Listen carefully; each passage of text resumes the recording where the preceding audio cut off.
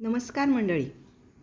भौतिकशास्त्र विषयातील अनेक संकल्पना घेऊन मी याआधीही आपल्यासमोर या यूट्यूबच्या माध्यमातून आलेली आहे, पण आता थोडासा वेगळा प्रयत्न करत आहे.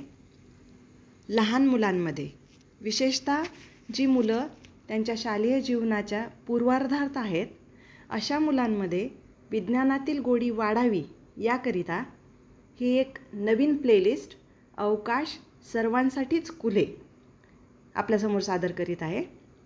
तर झालं असं, एरवी प्रचंड गरमीमुळे परेशान असणारे नागपूरकर दिनांक 21 मेच्या चक्क भर दुपारी सूर्याकडे कुतूहलाने बघण्याचा प्रयत्न करत होते. त्याला कारणही तसेच विलोभनीय होते. या दिवशी सूर्याभोवती एक सुंदरशी इंद्रधनुष्यासारखी कडा नागपूरकरांना दिसत होती.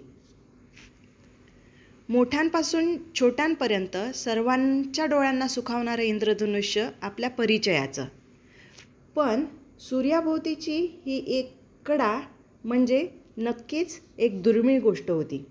वैज्ञानिक भाषेत याला सोलार हॅलो किंवा 22 डिग्री हॅलो असं म्हणतात.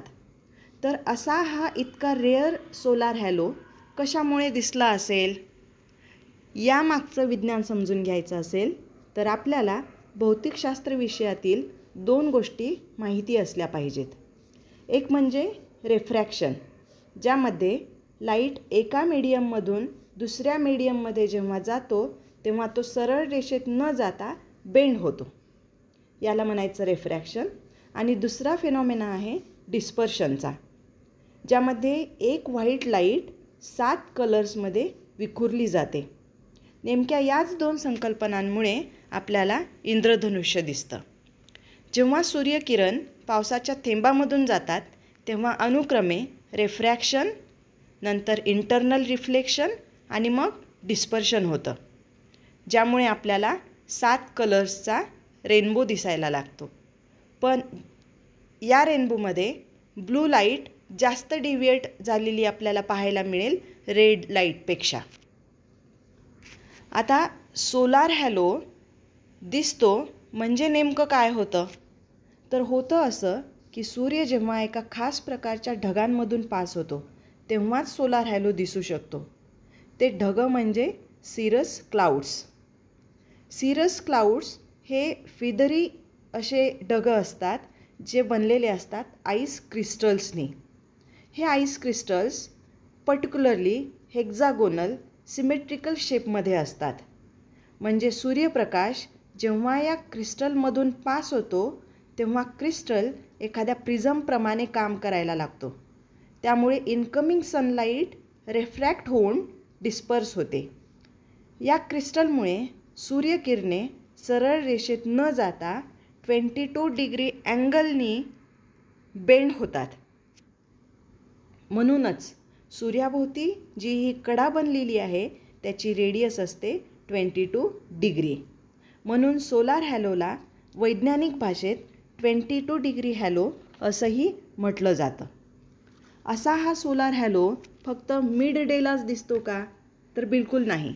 सोलार हॅलो हा एरवीही म्हणजे सनराईज किंवा सनसेटच्या दरम्यानही दिसू शकतो, पण मिड डेला दिसणारा पूर्णाकृती कंप्लीट सर्कलवाला सोलार हॅलो पाहण्याची मजा काही वेगळीच. अजून एक गोष्ट सहज मनात येते, ती म्हणजे हा सोलार हॅलो फक्त सूर्याभोवतीच तयार होतो का, चंद्राभोवती नाही होत का, तर चंद्राभोवतीही अशा प्रकारचा हॅलो दिसू शकतो. त्याला म्हणायचं लुनार हॅलो किंवा मून हॅलो. फरक इतकाच असतो की सनलाईट खूप प्रखर असल्यामुळे आपल्याला सोलार हॅलो खूप ब्राईट कलरफुल दिसतो.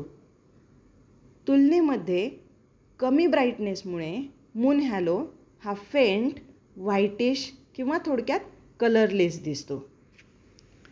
तर हे झालं सोलार हॅलो मागचं वैज्ञानिक कारण.